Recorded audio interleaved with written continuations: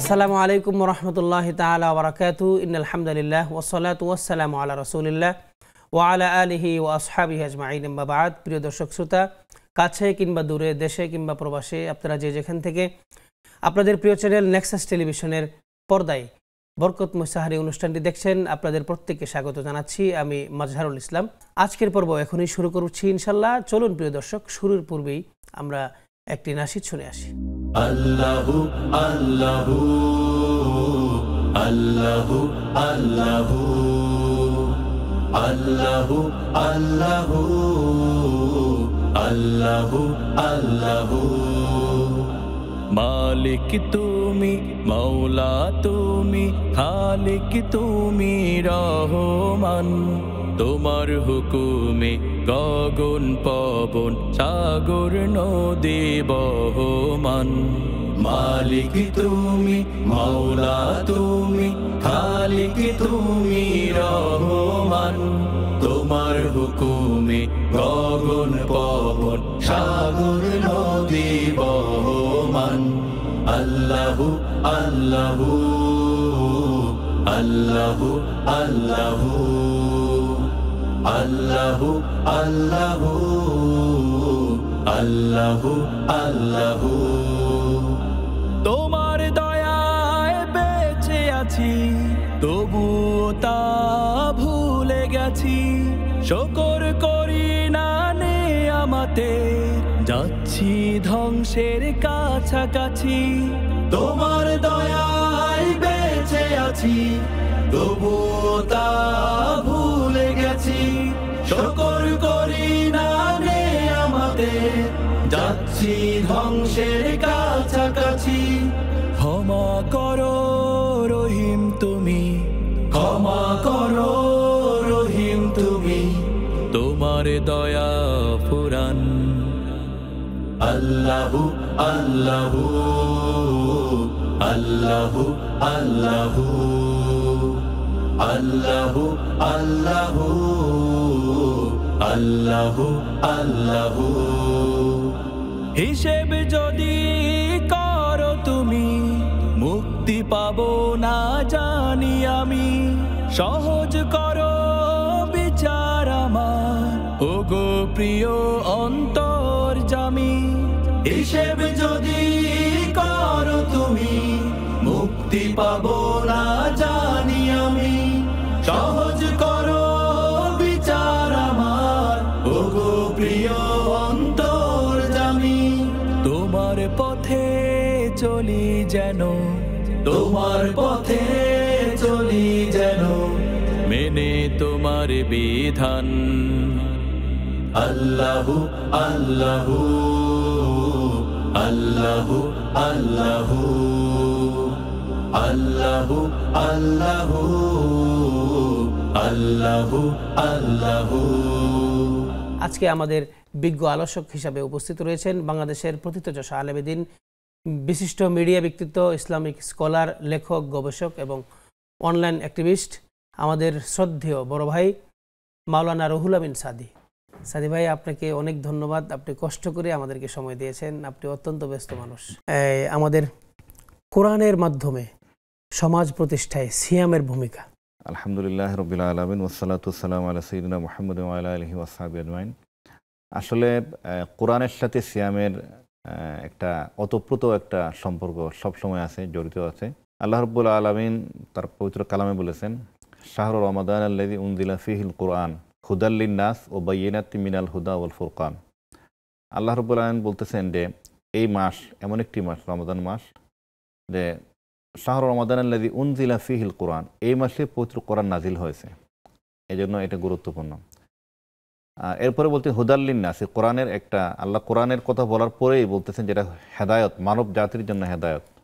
ও বায়্যিনাতিম মিনাল হুদা ওয়াল ফুরকান, এবং হেদায়তের দলিল এবং সত্য মিথ্যার পার্থক্য নির্ণয়কারী। তো আমরা যদি দেখি যে রাসূলগঞ্জ সাল্লাল্লাহু আলাইহি সাল্লামের যে কাছে যখন তিনি হেরা গুহায় গেলেন, যাওয়ার পর তার কাছে যখন জিবরাইল আলাইহিস সালাম আসলেন, আসার পরে তিনি যখন বললেন পড়ো ইকরা, তিনি বললেন আমি তো কারি না, আমি পড়তে পারি না। তখন কয়েকবার বলার পর তখন তাকে বুকের সাথে জাপটিয়ে ধরলেন। ধরার পর তিনি পড়তে লাগলেন। পড়ার পরে তারপর তার জ্বর আসলো শরীরে। তিনি মা খাদিজা রাদিয়াল্লাহু তাআলা আনহার কাছে গেলেন, গিয়ে বললেন যে আমি জাম্মিলুনি খাদিজা, তুমি আমাকে কম্বল আবৃত্ত করো। এবং তিনি বললেন যে আমি আমার জীবনের আশঙ্কা প্রকাশ করছি। তখন খাদিজা রাদিয়াল্লাহু কি বলছিলেন তাকে? তিনি বলছিলেন যে আপনার ক্ষতি হওয়ার কথা না, কারণ আপনি এতিমদেরকে সহায়তা করেন, মজলুমকে সাহায্য করেন, আত্মীয়দের হক আদায় করেন, তারপর কোনো মুসাফির যদি আসে মুসাফিরকে আপনি সহায়তা করেন। তাহলে আমরা দেখতে পাচ্ছি যে কোরআন নাজিলের আগেই এই বিষয়গুলো আল্লাহ রাব্বুল আলামিন তার নবীকে দিয়ে করে ফেলছেন। তো এখন কোরআনের সাথে যে যে সমাজ কায়েম হবে, এই সমাজে এই বিষয়গুলো থাকবে। কারণ কোরআনে যদি আমরা দেখি যে আল্লাহ বলছেন যে কোরআন নাজিলের এই মাস, তো কোরআন নাজিলের মাসের দায়িত্বটা কি? যে ব্যাপকভাবে আপনি কোরআন স্টাডি করবেন। কোরআন যদি আপনি স্টাডি করেন তাহলে কি পাবেন আপনি? কোরআনের মধ্যে ন্যায়পরায়ণতা আছে, এতিমকে সহায়তা করার কথা আছে, তারপর হচ্ছে যে আত্মীয় স্বজনের হক আদায় করার কথা আছে, মা বাবার হক আদায় করার কথা আছে। এভাবে যত ক্ষেত্রে আপনি পারিবারিক যে বিষয়গুলো সেখানেও কোরআনের নির্দেশনা আছে, আপনার সামাজিক ক্ষেত্রে কোরআনের কী কী নির্দেশনা সেটাও আছে। আপনি যদি বিচারিক ক্ষেত্রে যান সেখানে যেন একদম মজলুম যেন সে সহায়তা পেতে পারে সেটাও কিন্তু কোরআনে আছে। আপনি যদি আন্তর্জাতিক ক্ষেত্রে যান, রাষ্ট্রীয় ক্ষেত্রে, সকল ক্ষেত্রে আপনি কোরআনের দিক নির্দেশনা আছে। সেটা যখনই আপনি কোরআন স্টাডি করবেন, কোরআন স্টাডি করলেই কিন্তু এগুলো চলে আসবে আপনার সামনে একের পর এক একের পর এক। সেজন্য আমি রমজান মাসের সাথে কোরআনের এই যে সম্পর্কটা, এটা আমাদের ওতপ্রোতভাবে জড়িত। এবং যদি কোরআন কেউ স্টাডি করে তার পক্ষে মনে হবে, কোরআনে তো অনেকগুলো মজেজা আছে, এর মধ্যে একটা মজেজা হচ্ছে কোরআন যখন কেউ স্টাডি করে মনে হবে এটার মধ্যে এইমাত্র নাজিল হয়েছে। মানে আমরা কোরআন স্টাডি করার বিষয় জানবো, আমরা ছোট্ট বিরতিতে যাব। প্রিয় দর্শক শ্রোতা, আমরা চমৎকার আলোচনা শুনছিলেন, বিজ্ঞ ইসলামিক স্কলার খুবই চমৎকার করে কোরআনের কথা বলছিলেন। আমরা ছোট্ট বিরতিতে যাব।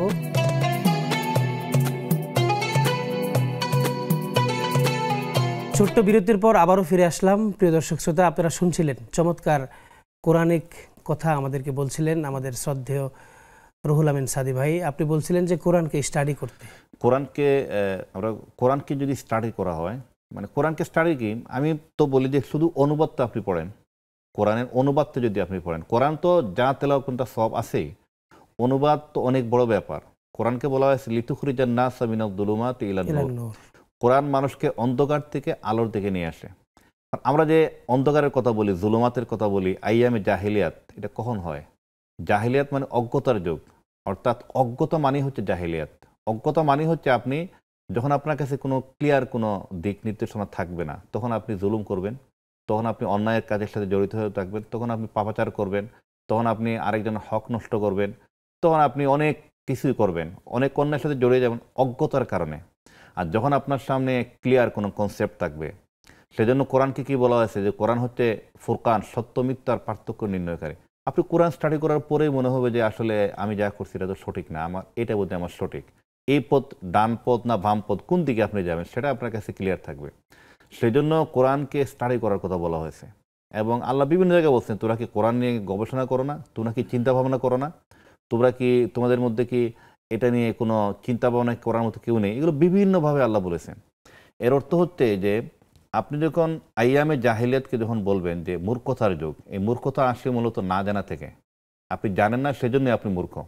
যখন আপনি জানবেন, কোরআন আসার পরে কি হলো, কোরআন আসার পরে ভ্রাতৃত্বপূর্ণ একটি সমাজ তৈরি হলো। আল্লাহ রাব্বুল বিভিন্ন জায়গায় বলেছেন মুমিনদের কথা।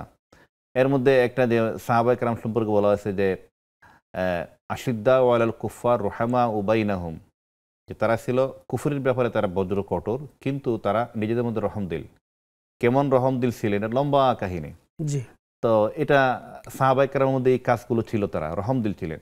আমরা যখন কোরআনকে স্টাডি করব, কোরআন স্টাডি করলে আমার মধ্যে মনে হবে যে আমি তো যে কাজটা করতে অন্যায় কাজ, আমি ভালো কাজের পথে আমি আগ্রহী হই।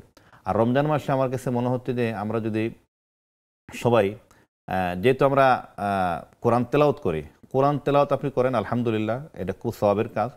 এর পাশাপাশি কোরআনে আল্লাহ কি বলেছেন, আল্লাহর মেসেজটা কি, আল্লাহ যে আমাকে একটা চিঠি দিলেন, এই চিঠিটা কি, সেটা যদি আমি একটু তেলাওয়াত করি, একটু আমি অনুবাদ পড়তে পারি। অনুবাদ তো এখন সমস্যা নেই, অনুবাদের কিতাবও আছে, আবার মোবাইলে প্রচুর অ্যাপস আছে, ইন্টারনেটে প্রচুর অ্যাপস আছে, আপনি প্লে স্টোর থেকে অ্যাপস নিয়ে আপনি অনুবাদ পড়তে পারেন। অনুবাদ পড়লে আমি যারা আমাকে দেখছেন সবাইকে বলবো, অনুবাদ যদি আপনি পড়েন আপনি অবশ্যই আপনি মনে হবে যে এইমাত্র কোরআন নাজিল হচ্ছে। মানে এইভাবে এই অনুভূতিগুলো আপনি প্রত্যেকটা পাতায় পাতায় আপনি দেখতে পারবেন। আর এই যে রমজান আসার সাথে সাথে কি হয়, আপনি আগে যা করছেন একটা আমল করলে যে সওয়াব পাচ্ছেন, সাথে সাথে রমজান আসার সাথে সাথে সে আমলটা 70 গুণ বেশি সওয়াব। তো এটা তো অনেক বড় ব্যাপার। এবং কোরআনকে বলা হয়েছে আপনি স্টাডি করেন। আল্লাহ বিভিন্ন জায়গায় তেলাওয়াতের কথা বলেছেন, আবার স্টাডি করার কথা বলেছেন যে তোমরা কোরআন নিয়ে চিন্তা গবেষণা করো। গবেষণার কথা বলা হয়েছে কি, কেউ যদি আল্লাহর সৃষ্টি জগৎ নিয়ে, আল্লাহকে নিয়ে, জীবন, কোরআন এগুলো নিয়ে কেউ যদি গবেষণা করে, 1 ঘন্টা যদি গবেষণা করে, সারা রাত নফল ইবাদতের চাইতে উত্তম। কারণ এটা গবেষণার মধ্য দিয়ে সে সঠিক পথটা পেয়ে যাচ্ছে। এবং কোরআন সম্পর্কে বলা হয়েছে যে ইউদিল্লু বিহি কাসিরা ওয়া ইয়াহদি বিহি কাসিরা। আপনি যদি সঠিক মন নিয়ে, ফ্রেশ মন নিয়ে আপনি কোরআনকে গবেষণা করেন। সাহাবায়ে কেরামের সময় আমরা অনেকে বলি আমি তো অনেক বয়স হয়ে গেছে, আমি কেমনে কোরআন গবেষণা করব, বা এটা একটা ভুল কথা। রাসূল করিম সাল্লাল্লাহু আলাইহি ওয়াসাল্লামের কাছে কোরআন নাজিল হয়েছে 40 বছর বয়সে।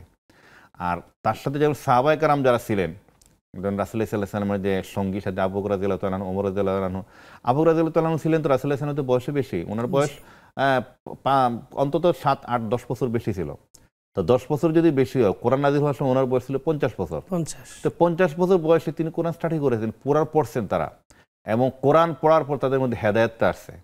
তো সেই জন্য আমি যদি বলি যে আমার বয়স হচ্ছে 40 বছর, আমি কেমনে কোরআন পড়বো, এটা হচ্ছে সঠিক না এটা। আর এবং আমি বাংলাদেশে বললাম, আমরা মানুষ যারা আছে বাংলা ভাষাভাষী, আমরা যদি বলি আল্লাহ কিয়ামতের দিন আল্লাহ জিজ্ঞেস করেন যে তুমি কোরআন কেন স্টাডি করলা না, বলি হুজুর আমার তো আলাম উলামা পাই না, এটা বলা যাবে না।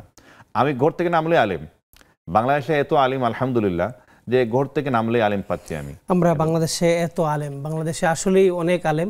আমরা এই বিষয়টি শুনবো ছোট্ট বিরতির পর। প্রিয় দর্শক শ্রোতা, আপনারা শুনছিলেন যে কোরআন দিয়ে আমরা কিভাবে সমাজ প্রতিষ্ঠা করতে পারবো এবং সিয়ামের ভূমিকাটা কি এই পর্যায়ের, আমরা এই আলোচনা শুনবো ছোট্ট বিরতির পর।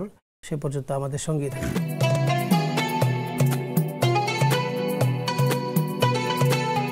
ছোট্ট বিরতির পর প্রিয় দর্শক আবারও ফিরে আসলাম কোরআনের আলোচনা নিয়ে। আমাদের সাথে যে রয়েছেন প্রখ্যাত আলেমে দ্বীন মাওলানা রুহুল আমিন সাদি। আপনি বলছিলেন যে বাংলাদেশে অনেক আলেম, আসলেই কিন্তু বাংলাদেশে অনেক আলেম। আলহামদুলিল্লাহ। আমরা ওই দেশের বাইরে যারা যাই, যারা বিশেষ করে ইউরোপে থাকেন, আমাদের আত্মীয় স্বজন যারা আছেন, আমাকে একদিন আমেরিকা থেকে ফোন দিল যে ভাই আমি ঘর থেকে নামার পরে কোনো মুসলমানই নাই, ভিন্নধর্মী মুসলিম নাই, এখন কি করব আমি। তো এভাবে অনেক জায়গায় আছে, তো মুসলমানই নাই, আলেম তো দূরের কথা। আর আমরা যারা আলেমকে পাচ্ছি, জিজ্ঞেস করলে আমি মাসালা জিজ্ঞেস করতে পারি, জিজ্ঞেস করলে আমি কোরআন শিখতে পারতেছি, এবং সেটা অনলাইনেও আছে, অফলাইনেও আছে। সুতরাং আমরা যদি বলি যে আমরা আলেম পাই নাই কিয়ামতের, এটা আসলে আপনি দিন জানতে হবে। কিন্তু আমরা আলেম পাওয়া সত্ত্বেও কি আমরা কোরআনকে বেশি পড়ছি, কোরআনকে জানছি না? আমরা একটা প্রশ্ন রয়ে গেছে, সেটা করতেছি না। আমরা অনেকে কোরআন তেলাওয়াত তো অনেকে পারি না। মুসলমানের সন্তান, আপনি তো কোরআন তেলাওয়াত করবেন। রমজান মাসে আমরা সবাই যদি চেষ্টা করি, যেমন কেউ যদি চেষ্টা করে যে প্রত্যেক দিন সে 3টা আয়াত করে, যেমন হিফজের কথা বলি, মুখস্থ করবে, সে 8 বছরের পরিপূর্ণ হাফিজে কোরআন হয়ে যাবে আলহামদুলিল্লাহ। আর কেউ যদি আমরা চেষ্টা করি যে আমরা অনলাইনে যে অর্থগুলো আছে সেগুলো নিয়ে পড়ি, যেমন আমার জীবনের ঘটনা বলি, আমি যখন দাখিল পরীক্ষা দিই, একটা আয়াত আমাকে এত বেশি আকর্ষণ করছে, আমি বারবার অশ্রুসিক্ত হয়ে গেছিলাম। সেটা ছিল যে কাইফা তাকফুরুনা বিল্লাহি ওয়া কুনতুম আমওয়াতান ফাআহইয়াকুম সুম্মা ইউমীতুকুম সুম্মা ইউহয়িকুম সুম্মা ইলাইহি তুরজাউন। সুবহানাল্লাহ। কি করে তুমি আল্লাহকে অস্বীকার করো, অথচ তোমার কোনো অস্তিত্ব ছিল না, আল্লাহ তোমাকে অস্তিত্ব দান করেছে, আবার তুমি মারা যাবে, আবার তোমাকে আল্লাহর দিকে ফিরে আসতে হবে। তো আল্লাহ এই যে আবেদনময়ী ভাষায় বলতেছেন আপনাকে যে তুমি কি করে অস্তিত্ব, তোমার কোনো অস্তিত্ব নাই। তা এই যে কথাগুলো, এগুলো যখন আপনি শুনবেন, আপনার মধ্যে আলাদা ভাবান্তর তৈরি হবে। এবং এই কোরআনের এই মর্যাদা শুধু আজকে নেই, সেই 1500 বছর পূর্বে যখন শুরু হয়েছে, তখন থেকে আজ পর্যন্ত প্রত্যেক দিন মানুষ কোরআন তেলাওয়াত করে এবং তার মধ্যে ভাবান্তর তৈরি হয়, তার মধ্যে প্রতিক্রিয়া তৈরি হয়। কোরআন আমাকে এভাবে ঢাকতেছে। আল্লাহ রাব্বুল আলামিনের যে বাণী, এটা কোরআন যদি আপনি পড়েন, যেই পড়ুক, সেজন্য বলা হয়েছে যে কি হুদাল লিন্নাস, এটা হচ্ছে মানব জাতির জন্য হেদায়ত। এটা শুধুমাত্র মুসলমানদের হেদায়ত না, এটা মুসলমানদের জন্য হেদায়ত, খ্রিস্টানের জন্য হেদায়ত, হিন্দু ধর্মের যে ভাই তার জন্য হেদায়ত, এটা বৌদ্ধের জন্য হেদায়ত, সকল ধর্মের মানুষের জন্য হুদাল লিন্নাস। এবং রাহমাতুল্লিল আলামিন, মহানবী সাল্লাল্লাহু আলাইহি ওয়াসাল্লামকে বলা হয়েছে যে রাহমাতুল্লিল আলামিন, তিনি গোটা আলমের জন্য রহমত। আর আল্লাহকে বলা হয়েছে রব্বুল আলামিন, তিনি গোটা সৃষ্টি জগতের রব। আর রমাদানের এই মাসে, এই সময় আমাদের মধ্যে হয় কি, প্রত্যেকের মধ্যেই দেখবেন যে একটা দিনই চেতনাবোধ তৈরি হয় রমজান রোজা রাখার কারণে, সিয়ামের কারণে।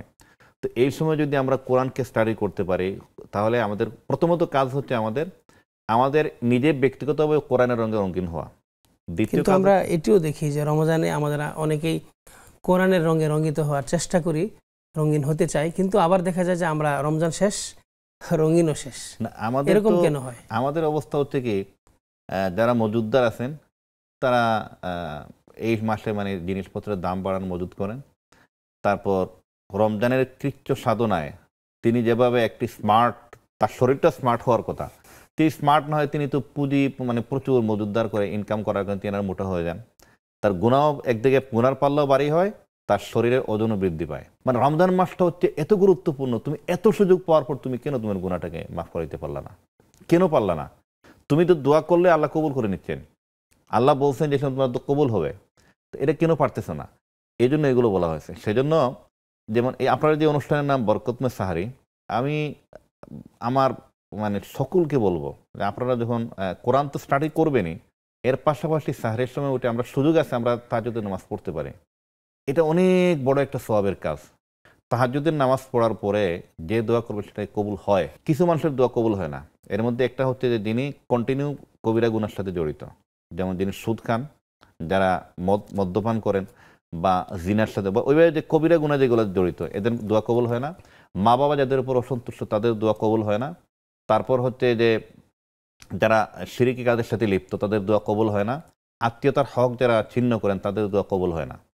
তো আমি বলবো যে এই বিষয়গুলো আপনারা বাদ দিয়ে যদি আপনারা দোয়া করেন, দোয়াটা কবুল হয়। প্রিয় দর্শক শ্রোতা, আমরা শুনছিলাম আসলে আমাদের সমাজটা কেন যেন মানে ঘুণে ধরতে ধরতে একদম শেষ পর্যায়ে আমরা এসেছি।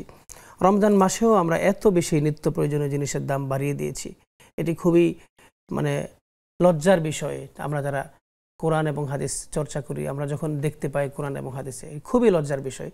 আসুন প্রিয় দর্শক, আমরা কোরআন এবং হাদিসের মাধ্যমে আমাদের ব্যবসাকে পরিচালনা করি, আমাদের জীবনকে পরিচালনা করি।